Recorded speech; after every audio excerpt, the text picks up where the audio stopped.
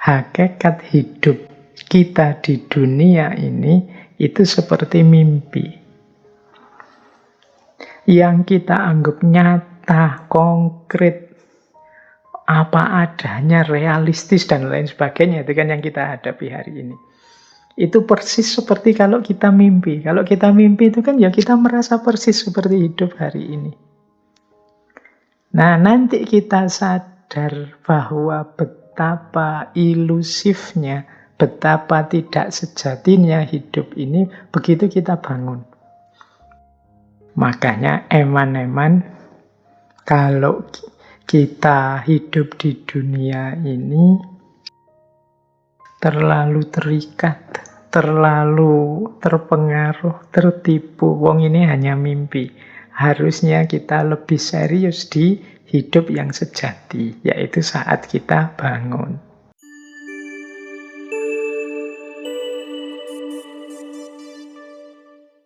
Assalamualaikum warahmatullahi wabarakatuh. Bismillah, teman-teman. Kita lanjutkan lagi ya, ngaji filsafat kita. Baik, saya awali dari awal tentang filosofi mimpi. Saya masih ingat di salah satu sesi ketika dulu kita membahas tentang Imam Ghazali. Jadi kalau teman-teman membaca misalnya kitabnya Imam Ghazali yang judulnya Al-Munqidh Minad Dhalal. Di situ Imam Ghazali melakukan penjelajahan keilmuan, penjelajahan intelektual saat mengalami keraguan-raguan terhadap kebenaran yang pasti. Nah, di antara yang diulas oleh Imam Ghazali itu antara lain tentang mimpi. Jadi kata Imam Ghazali di Al-Munqidh itu begini. Kita ini menganggap bahwa akal pikiran kita itu kebenarannya pasti dan bisa dipertanggungjawabkan. Ini melebihi kebenaran yang kita peroleh dari panca indera. Jadi beliau kan meranking ilmu-ilmu itu yang diperoleh dari panca indera, yang diperoleh dari akal, dan nanti ilmu yang diperoleh dari pengalaman religius. Nah, menurut penjelajahannya Imam Ghazali, manusia itu cenderung sangat percaya pada kebenaran-kebenaran yang diperoleh lewat akal melebihi kebenaran yang diperoleh lewat panca indera. Lewat panca indera itu kita misalnya zaman SD dulu kan ada itu pelajaran, kita lihat gelas, ada airnya, terus dimasuki pensil. Loh, pensilnya itu kelihatan bengkok. Tapi kan kita tidak menyimpulkan pensilnya bengkok. Kita simpulkan pensilnya tetap lurus. Hanya saja pandangan mata kita terdistorsi. Nah, yang bisa menyimpulkan pensil tetap lurus itu kan akal. Kalau dasarnya hanya panca indera menggunakan mata, ya pensil tadi kelihatannya sudah bengkok. Dari sini terus disimpulkan bahwa, oh, kalau begitu akal itu lebih kuat untuk menemukan kebenaran. Tapi ternyata akal juga banyak kelemahannya. Antara lain dalam hal mimpi ini. Jadi ini uraian di kitab itu ya tentang mimpi. Jadi kita itu saat mimpi, itu kan akal kita juga bekerja. Kita memahami, kita mencerna hal-hal yang kita temui dalam mimpi. Saat itu kita yakin bahwa kita ini benar. Saat mimpi itu yang saya lihat itu sebagaimana saya alami. Jadi akal kita jalan, kita tanggapi apa saja dalam mimpi sebagaimana saat kita bangun. Jadi misalnya kalau kita mimpi nyebrang jalan, kita beneran minggir biar tidak ketabrak mobil. Saat mimpi itu Kita mimpi melakukan apa, ya kita gunakan logika persis seperti saat kita bangun. Dalam mimpi itu kita merasa ini benar, ini pasti yang benar. Tetapi begitu kita bangun, ternyata terus kita sadar. Ternyata yang mati-matian aku anggap benar dalam mimpi itu, begitu sadar baru aku tahu ternyata itu hanya ilusi. Ternyata itu tidak nyata. Nah ini kalau di kitab Al-Munqidh Minadh Dhalal ini dipakai untuk menyimpulkan akal juga tidak selalu mampu menangkap yang benar. Buktinya dalam mimpi itu sesuatu yang maya, yang ilusi dianggap nyata. Apalagi hari ini Imam Ghazali lahir di abad itu. Kalau hari ini ada fenomena post-truth misalnya, akal kita kan sering tertipu oleh hoax-hoax itu. Jadi yang kita anggap benar ternyata salah. Kita anggap nyata ternyata hanya ilusi, hanya maya. Nah, ini nanti jembatan untuk masuk ke beberapa gagasan filosof tentang mimpi, tentang filsafat mimpi. Nah, dari sini kemudian muncul pandangan bahwa sebenarnya hakikat hidup kita di dunia ini itu seperti mimpi. Yang kita anggap nyata, konkret, apa adanya, realistis, dan lain sebagainya. Itu kan yang kita hadapi hari ini. Itu persis seperti kalau kita mimpi. Kalau kita mimpi itu kan ya kita merasa persis seperti hidup hari ini. Nah, nanti kita sadar bahwa betapa ilusifnya, betapa tidak sejatinya hidup ini begitu kita bangun.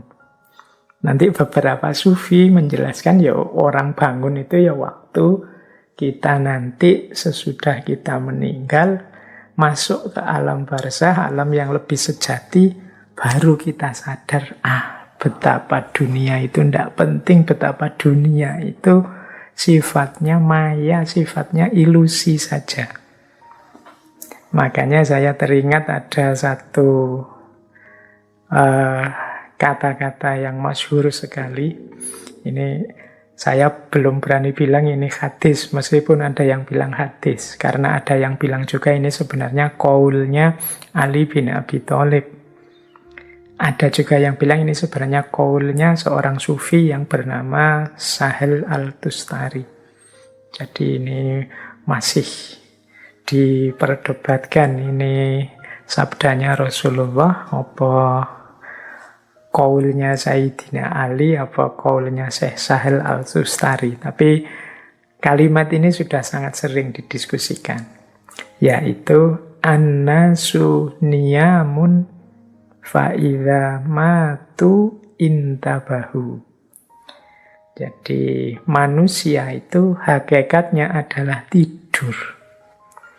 Dan nanti saat dia meninggal, saat dia mati, intabahu, baru dia bangun.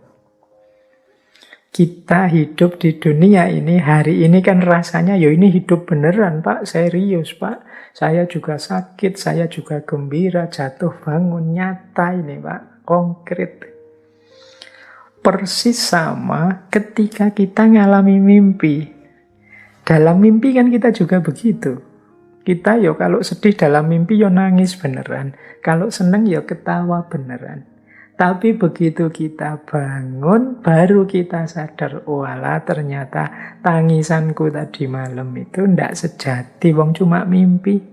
Ketawaku, senyum-senyumku tadi malam juga ndak sejati, wong cuma mimpi. Nah, dari qaul ini annasu niyamun fa'idha matu intabahu, manusia itu tidur, nanti kalau mereka bangun, kalau mereka mati baru mereka bangun. Nah, berarti sebenarnya mungkin saja dunia ini sifatnya seperti mimpi kalau kita tidur. Kita memang rasanya sih serius ini, tapi nanti begitu kita bangun kita baru sadar bahwa ini hanya ilusi. Kalau dalam dunia tasawuf, Qaul ini sebenarnya diorientasikan agar kita jangan terlalu terikat oleh dunia, jangan tertipu oleh dunia.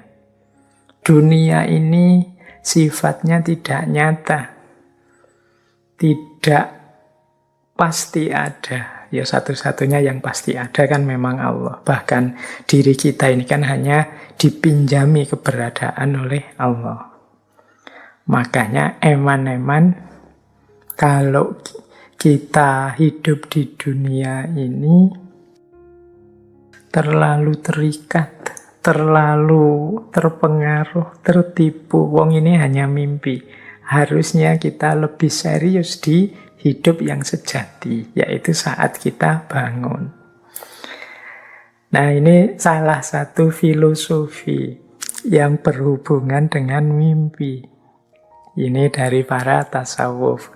Ada yang saya kutip lagi ini dari seorang filosof timur, dari Tiongkok, Zhuangzi. Ini tokoh ini pernah juga kita bahas di ngaji filsafat, saya lupa sesi keberapa dulu Zhuangzi ini. Jadi dia punya satu kalimat yang menarik tentang mimpi ini. Jadi dia cerita begini, satu ketika saya bermimpi, aku adalah seekor kupu-kupu yang terbang berkeliling di langit, di angkasa. Kemudian aku bangun. Jadi dia mimpi jadi kupu-kupu yang terbang ke sana kemari. Senang sekali bisa terbang kemana-mana. Nah kemudian dia bangun. Nah saat bangun itu dia terus bertanya pada dirinya, sebenarnya aku ini manusia yang bangun ini sekarang, itu manusia yang bermimpi jadi kupu-kupu, ataukah aku ini sebenarnya kupu-kupu yang bermimpi jadi manusia? Tadi kan waktu mimpi jadi kupu-kupu kan tiba-tiba saja terus jadi kupu-kupu, kemudian terbang ke sana kemari. Dengan seolah-olah mimpinya ya kupu-kupu itu. Tapi kemudian bangun dengan kesadaran sebagai manusia. Nah, ini yang lebih mimpi yang mana? Nah, itu pertanyaannya. Logikanya sama dengan para sufi tadi. Hidup sekarang di dunia ini dengan hidup nanti, itu mana yang lebih sejati? Wong dua-duanya ketika kita mengalami, yo, kita meresponnya yo, sama seriusnya. Nah, maka di quotes-nya Zhuangzi itu dia bertanya, ini aku yang mimpi jadi kupu-kupu atau kupu-kupu yang mimpi jadi aku? Loh, meskipun aku mimpi jadi kupu-kupu atau kupu-kupu yang mimpi jadi aku, itu kan rasanya sama.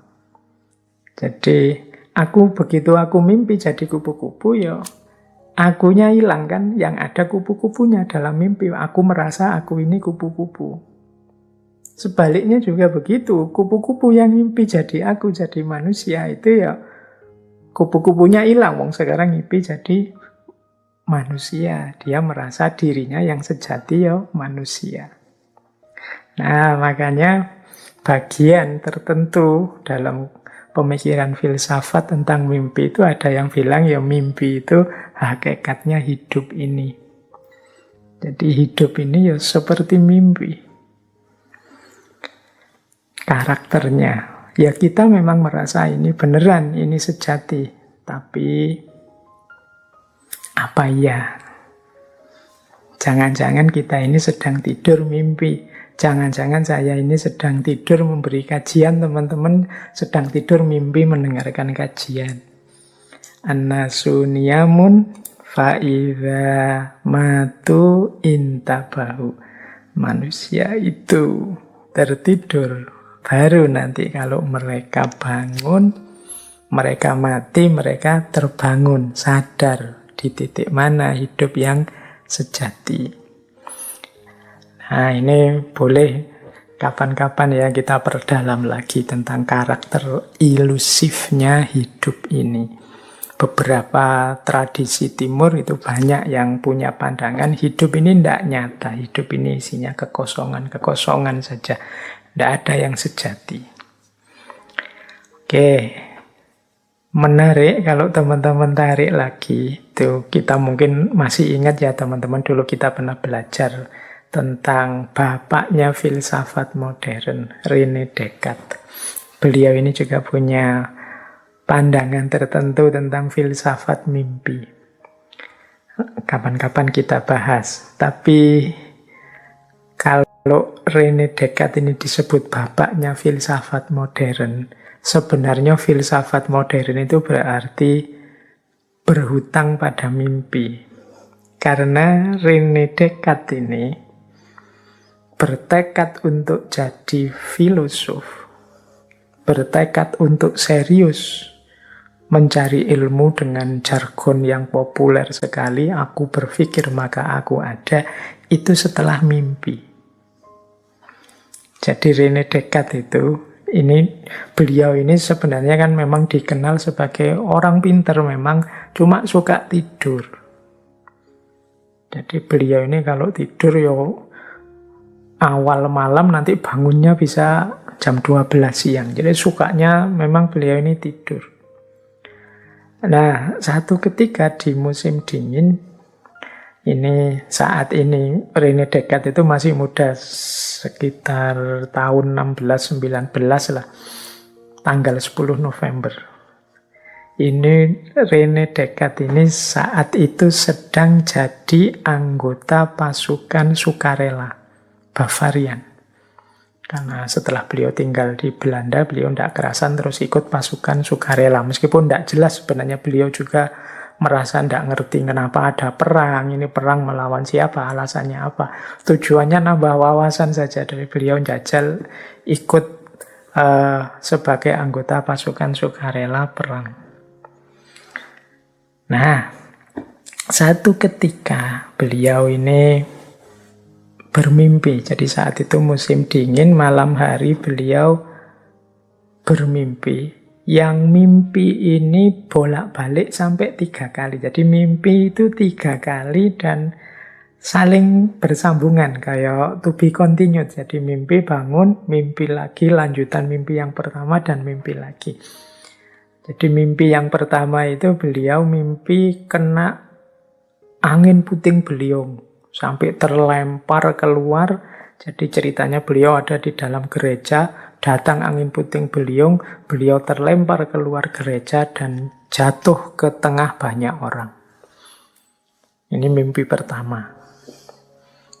Terus mimpi yang kedua, beliau bermimpi ada di satu ruangan dan tiba-tiba ruangan itu disambar petir, kena halilintar. Nah, kaget terus bangun. Ini mimpi kedua.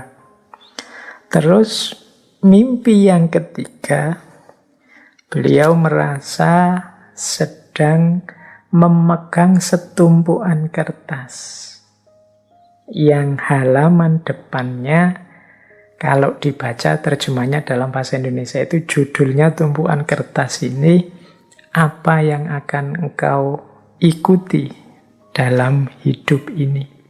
Jadi hidup seperti apa yang akan engkau ikuti. Nah, ini 3 mimpi dalam satu malam ini menarik bagi René Descartes yang saat itu musim dingin beliau tercatat sebagai anggota pasukan sukarela. Terus dari situ terus beliau mencoba memahami tafsir mimpinya. Nah, jadi nanti beliau nulis juga itu tafsirnya tentang mimpi-mimpi tadi. Mimpi diserang angin puting beliung sampai terlempar keluar tadi ke tengah orang-orang, itu ditafsirkan oleh René Descartes bahwa ada satu kekuatan yang akan melanda dirinya, yang tidak mungkin dia menolak. Nah itu, sampai dia terlempar keluar, itu berarti ini kekuatan yang sangat dahsyat. Yang kedua, mimpi disambar petir itu oleh René Descartes ditafsirkan, aku harus segera mengambil keputusan tentang jalan hidup yang harus aku jalani. Jangan sampai telat. Karena kalau telat, bisa terkena sambaran petir. Kemudian mimpinya yang ketiga, kok membawa kertas, ada tulisannya hidup macam apa yang akan engkau ikuti. Oleh René Descartes ditafsirkan, oh berarti tujuanku, targetku adalah ilmu pengetahuan, setelah ini filsafat. Nah, jadi 3 rangkaian mimpi itu oleh René Descartes ditafsirkan ada kekuatan luar biasa yang mengharuskan aku keluar dari ruangku saat ini, dan aku harus segera mengambil keputusan, dan ternyata arah yang harus aku tuju adalah filsafat dan ilmu pengetahuan. Dari situlah nanti René Descartes mulai geser ke filsafat-filsafat, termasuk dengan satu istilah dari yang beliau yang masyhur sekali itu kan cogito ergo sum. Aku berpikir maka aku ada. Loh, ternyata lahirnya filsafat juga diawali dari mimpi. Baik. Wah, ini banyak, tidak apa-apa ya dongeng kesana kemari. Nanti dipuncai dengan mimpi yang dari aspek motivasional tadi. Baik, kita mulai. Sekarang kita hubungkan mimpi ini dengan aspek mengenali diri dan membentuk diri. Ini mengenali dan membentuk diri ini 2 hal yang saling berangkai. Kalau hanya mengenali saja, ya sifatnya mungkin pasif. Sementara manusia itu makhluk yang dinamis. Dia bisa berubah, bisa berkembang. Oleh karena itu, ya kita harus mengenali diri kita dulu pertama-tama, kita ada di mana, kekurangan, kelebihan kita apa. Setelah itu mari kita bentuk diri kita sesuai keinginan, sesuai ideal-ideal yang ingin kita tetapkan. Berarti apa? Memahami seseorang itu tidak hanya dari bagaimana dia sekarang, tapi juga bisa dari apa yang dia inginkan. Apa yang dia harapkan, apa yang dia mimpikan. Ada orang baiknya luar biasa, tapi kok ya mimpinya rusak misalnya. Dia mimpi ingin unggul dan menguasai seluruh kekayaan misalnya. Nah, ini kan negatif sifatnya. Kita kan sudah bisa menilai, orang ini keinginannya negatif. Meskipun sekarang dia positif. Penilaian kita tentang dia kan terus sudah berubah. Jadi mimpi pun atau harapan pun itu sesuatu yang bisa kita pakai untuk mendefinisikan seseorang. Ada orang jahat misalnya, perampok, maling, atau apalah kejahatan apa, koruptor. 2 orang misalnya, yang satu merasa sudahlah, saya ini sudah rusak, sudah jahat, ya sudah selesai, biar saja saya jahat. Yang satu bilang, saya tahu saya jahat, tapi saya ingin berubah jadi lebih baik. Saya ingin jadi orang yang lebih manfaat, saya ingin orang yang menundukkan diriku jadi tidak jahat lagi. Loh, yang satu punya harapan, punya keinginan, yang satu tidak.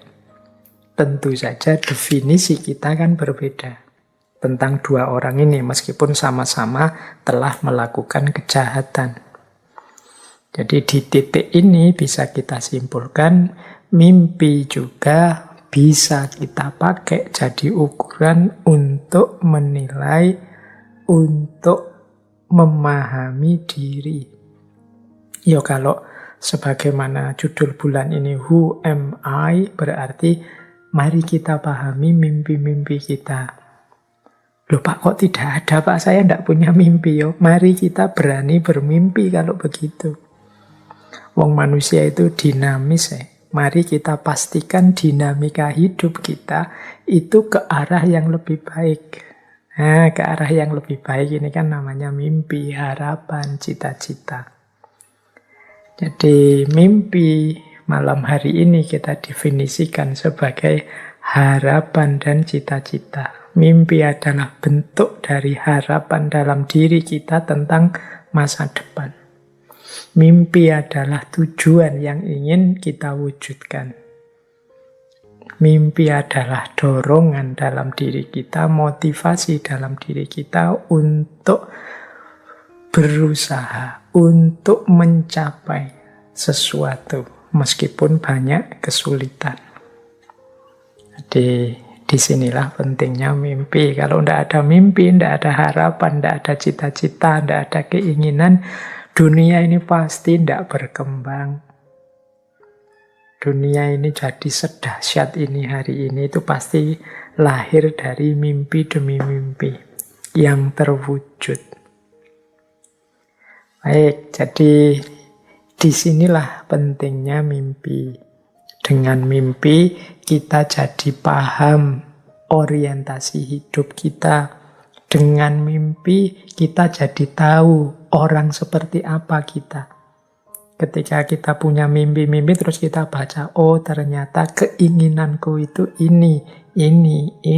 Oh ternyata aku ini lebih mengutamakan karir pekerjaan dibandingkan pasangan. Oh ternyata aku ini lebih mengutamakan kekayaan daripada jabatan misalnya. Oh aku ini orang yang agama nomor 1, kalau jabatan nomor 2. Ini kan bisa kita deteksi dari mimpi-mimpi dan harapan kita. Sayangnya, ini sayangnya ya, banyak di antara kita yang tidak sadar dengan mimpinya atau tidak mau bermimpi. Seperti saya bilang, banyak orang yang pokoknya mengalir saja lah Pak, dijalani, pokoknya situasi yang terjadi apa diikuti saja, nanti kalau ada peluang ya diambil. Kan banyak yang punya prinsip seperti ini. Padahal kalau kita punya cita-cita, kalau kita punya mimpi, ini kan alamat kita akan serius berjuang, berusaha mewujudkan mimpi itu. Kita tidak akan mau mengalir saja. Kita ingin hidup ini versi yang kita inginkan. Jadi penting bagi kita untuk sadar apa keinginan kita, kemudian mau berjuang mewujudkannya. Itulah namanya mimpi. Ya mungkin memang kadang-kadang karena dorongan situasi tertentu, kita ini tidak berani bermimpi. Sebenarnya kalau kuliah jurusan saya ini Pak, bisa sih Pak, di antara profesi yang ditawarkan untuk jadi dosen misalnya, untuk jadi diplomat, duta besar misalnya, itu kalau di rumusan kurikulumnya begitu Pak. Tapi kok saya tidak berani Pak matok jadi duta besar, matok jadi dosen misalnya. Wong saya itu orangnya begini. Itu kan menunjukkan kita tidak berani, bermimpi saja tidak berani. Mungkin karena situasi hari ini yang membuat kita pesimis. Tapi apapun situasinya, harusnya tetaplah kita berani matok mimpi. Atau kalau tidak mau pakai istilah mimpi, cita-cita wis. Kita kan sering didorong, didesak, yuk punya cita-cita. Kalau orang itu tidak punya cita-cita, tidak punya keinginan, dia tidak tahu mengarahkan layar kemudinya kemana. Dia tidak tahu orientasinya hidup itu dijalankan kemana. Yuk ibarat mobil, kalau teman-teman tidak punya tujuan ini kan cita-cita tadi, harapan tadi, mimpi tadi. Kita kan terus tidak jadi jalan. Kalau jalannya asal saja, ya kita tiwas kehabisan bensin, tapi tidak meraih apa-apa. Tidak sukses apa-apa, tidak keberhasil apa-apa, meskipun mungkin merasakan sesuatu atau menikmati sesuatu. Jadi ini pentingnya mimpi. Nah, di slide ini saya ranking Jadi itu kalau pakai bahasa Inggris, mimpi itu yang kalau dalam bahasa Inggris istilahnya dream. Itu berbeda dengan wish, berbeda dengan hope, berbeda dengan expect. Ini level ya. Ini maksudnya level mudahnya adalah level kerealistisannya. Jadi ada dream, ada wish, ada hope, ada expect. Kalau mimpi, ini sifatnya kerealistisannya paling kecil karena biasanya formatnya paling besar. Itu mimpi, isinya paling besar. Seperti anak kecil misalnya, saya ingin jadi presiden misalnya. Itu kan sisi realistisnya kecil karena format mimpinya besar. Tapi bukan berarti mustahil. Jadi kalau kita targetnya besar itu kan kita mau tidak mau nanti orientasinya, daya yang kita kerahkan, modal yang kita berikan itu kan juga besar untuk sampai ke sana. Seandainya tidak nyampe di terminal terakhir itu pun kita sudah luar biasa. Capaian kita. Itu namanya dream. Nah, lebih besar aspek realistisnya ya berarti mungkin lebih simple isinya itu namanya wish. Wish ini daya realistisnya mungkin lebih konkret daripada dream. Lebih besar lagi daya realistisnya itu hope. Dan lebih besar lagi itu expect. Kalau expect itu untuk hal-hal yang sederhana misalnya, saya setelah kajian ini mau ngopi dulu di kafe. Dan itu kan, ya wong saya punya uang, kendaraan ada, teman-teman juga ngajak, jadi deh. Itu kan I expect itu bisa paling besar. Tapi kalau hope itu mungkin sebenarnya ya saya ada uang, teman-teman juga ngajak, tapi setelah kajian ini saya ada kesibukan lain sebenarnya. Bukan tidak bisa saya tinggalkan sih, tapi kalau saya tinggalkan besok saya repot ini. Itu hope. Segalanya terpenuhi tapi ada halangan. Semoga bisa. Nah, kalau wish itu mungkin setelah kajian ini saya pengen ngopi sih di kafe, tapi kok ya ndak ada temen yang ngajak. Uang juga tinggal sedikit sebenarnya. Berangkat sendiri khawatir malam-malam gini ya. Nanti kalau ada kelitih gimana misalnya. Itu wish. Nah, kalau dream itu misalnya, kapan-kapan ya saya ingin ikut ngaji filsafat offline di sana bareng teman-teman. Setelah kajian saya ngopi asik misalnya. Rasanya. Sementara teman-teman yang punya niat seperti ini itu sedang tidak di Jogja atau mungkin malah di luar Jawa atau mungkin dari luar Indonesia yang ikuti kajian filsafat. Itu kan agak jauh orientasinya untuk bisa ngopi setelah ngaji filsafat misalnya. Ini mungkin bisa levelnya dream. Jadi makanya tadi lebih kita definisikan dream itu ke arah cita-cita, harapan yang besar, harapan yang jauh, target jangka panjang. Yang kalau dibaca sekilas itu rasanya apa mungkin ya. Tapi kalau saya berjuang mungkin sajalah, itu masih dream mungkin.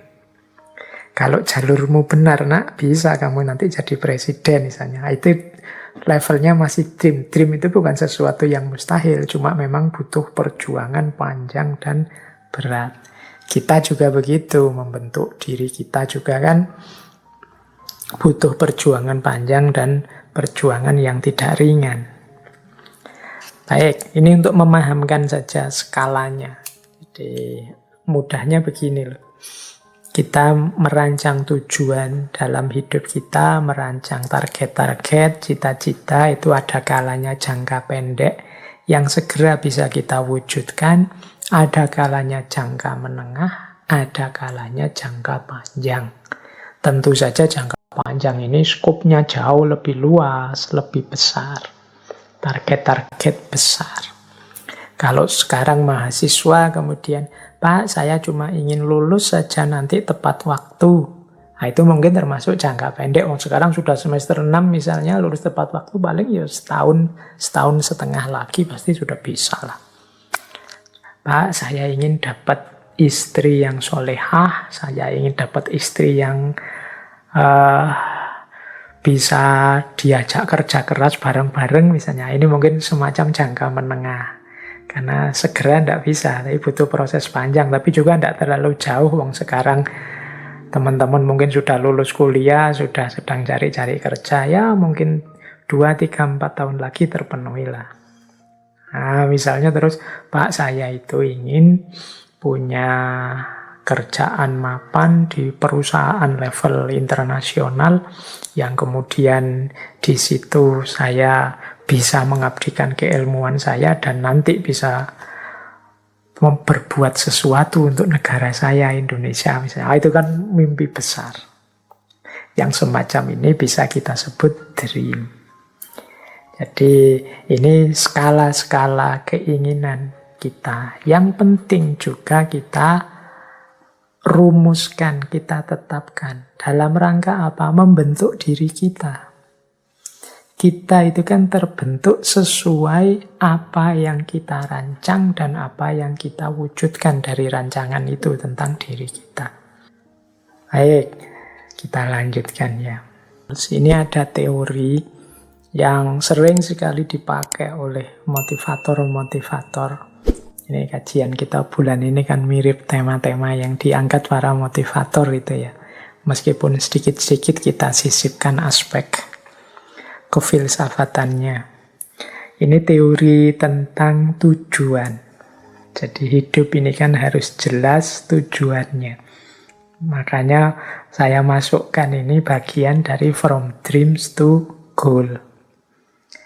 Nah, merancang tujuan sebagai bagian dari mimpi-mimpi kita, itu rumusnya adalah SMART. Jadi bagaimana menerjemahkan mimpi jadi tujuan hidup itu kita harus smart. Ya smart itu kalau bahasa Inggris artinya cerdas, tapi smart ini diterjemahkan per kata. Jadi S-nya itu spesifik, M-nya measurable, E-nya achievable, R-nya realistic, dan T-nya time bound. Jadi kita harus cerdas. Yo mimpi, tapi mimpinya harus cerdas. Ketika mimpi itu kita terjemahkan jadi tujuan, target, cita-cita, yo harus smart. Smart itu yang pertama adalah spesifik. Spesifik itu yo harus jelas dan tegas. Tidak kok multitafsir, tidak kok ambigu, yang jelas saja. Biasanya orang yang sulit untuk tegas dan jelas itu kan yang masih ragu-ragu. Iya Pak, saya ingin jadi guru sih Pak, tapi ya kelihatannya kalau guru itu tidak tegas. Jadi bila perlu spesifik, Pak saya ingin jadi guru, tapi levelnya SMA Pak, bukan guru TK apa guru SD. Saya ingin jadi guru Pak, tapi guru TK. Saya itu sayang sekali sama anak-anak. Itu lebih jelas. Jadi lebih spesifik. Jadi jangan target yang tidak jelas, yang kadang nanti menyulitkan kita. Ini yang pertama. Jadi bermimpilah, targetlah sesuatu yang jelas dan tegas.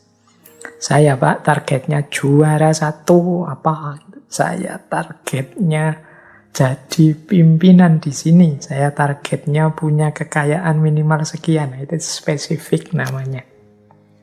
Jadi mengingatnya lebih mudah.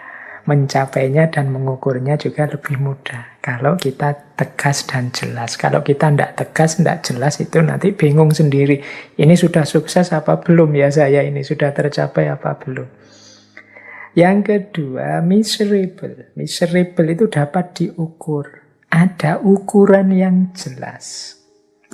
bahwa saya ini sukses. Ini loh Pak ukurannya saya sukses atau belum.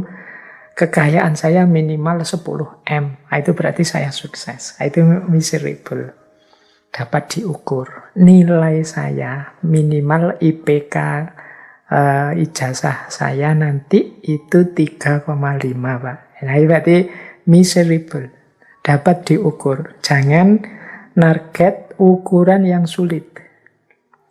Ya saya ukurannya pokoknya Pak, teman-teman saya bahagia saja, saya selesai. Wah itu sulit nanti. Teman-temanku bahagia itu kan ya ukuran kebahagiaan orang kan kita susah anunya untuk mengukurnya. Tapi bikin parameter yang mudah dipahami. Saya jadi guru TK Pak, ya ukurannya pokoknya diterima di sekolah TK di wilayah tempat saya tinggal sudah alhamdulillah Pak. Nah, itu miserable. Atau jauh dari tempat saya sekarang asal masih di Pulau Jawa ya oke lah Pak. Itu namanya miserable. Masih bisa diukur. Jangan sesuatu yang tidak bisa diukur. Jadi misalnya kan sering kan kita misalnya cita-citanya apa? Saya ingin jadi orang yang berguna bagi nusa, bangsa, agama. Nah itu, ya ini bukan jelek, bagus. Cuma kan ngukurnya itu sulit. Gitu lah. Jadi nanti itu kita benar-benar sudah jadi orang yang berguna bagi nusa, bangsa, agama. Itu cirinya apa? Buktinya apa? Itu kan kadang-kadang saya ada 1-2 mahasiswa itu yang mengalami kegelisahan, krisis identitas. Kemudian ngadep, kemudian ngejak ngobrol. Terus dia bilang, Pak, saya ini sedang pencarian loh Pak. Saya sedang ingin menemukan sesuatu. Nah, itu biasanya kalau ditanya dengan model SMART ini dia kesulitan. Misalnya kalau ditanya, oke, saya bantu pencarianmu. Yang kamu cari itu apa? Nah, itu dia mulai bingung. Kebenaran kah, kebaikan kah, atau apa itu biasanya terus mulai bingung ketika tidak spesifik. Kemudian cara mencarinya seperti apa, kemudian ukuran bahwa kamu sudah menemukan itu apa kepuasanmu saja, ataukah sesuatu yang menggembirakanmu, ataukah yang menggembirakan orang tuamu, ataukah yang seperti apa ukurannya. Nah, itu aspek miserable. Yang ketiga, achievable. Achievable itu bisa diraih sesuai dengan kemampuan kita, masih dalam jangkauan kita. Itu achievable. Jangan mencita-citakan sesuatu yang tidak achievable. Misalnya, Pak, saya ingin 3 tahun lagi desa saya ini menjadi ibu kota Indonesia karena kemajuannya. Misalnya itu yang tidak achievable. Pak, saya ingin semoga 5 tahun lagi saya bisa bersaing di bursa pencalonan presiden misalnya. Nah sekarang kamu semester berapa? Semester 1 Pak. Yo, kelihatannya tidak achievable. Jadi achievable itu sesuai dengan kemampuan yang kita miliki, sehingga dia bisa diraih. Yang keempat, realistic, realistis. Ini lanjutannya achievable. Jadi nyambung dengan kenyataan. Jadi kalau achievable itu lebih banyak berhubungan dengan orangnya. Kalau ini ya bukan sesuatu yang tidak berhubungan dengan realitas. Jadi realistis. Ya realistis sajalah sesuai dengan situasi hari ini. Nah, itu namanya realistis. Saya ingin jadi Perdana Menteri di Indonesia. Ya, kelihatannya ya masih belum ada Perdana Menteri. Wong sistem kita presidensial, tidak realistis. Saya ingin Indonesia ini hanya ada satu agama saja. Semua agama yang lain silakan, tidak realistis. Sejak nenek moyang kita itu sudah Bhinneka Tunggal Ika, beragam, malah jadi kacau. Jadi smart, cerdaslah. Dan yang Terakhir T. T itu time bound. Time bound itu punya batas waktu yang jelas. Jadi jangan menetapkan cita-cita yang sampai kapan saja Pak. Itu biasanya terus kita jadi males. Coba ditarget dengan rentang waktu yang jelas. 20 tahun lagi Pak. Saya ingin sudah jadi orang yang mapan secara ekonomi sehingga bisa membantu orang lain. Itu time bound. Jadi ada batas waktu yang jelas. Jadi ini tips-tips sebenarnya untuk kita bisa bermimpi secara lebih realistis. Sehingga mimpi itu bisa kita wujudkan. Biar tidak jadi mimpi belaka. Jadi ini from dreams to goal.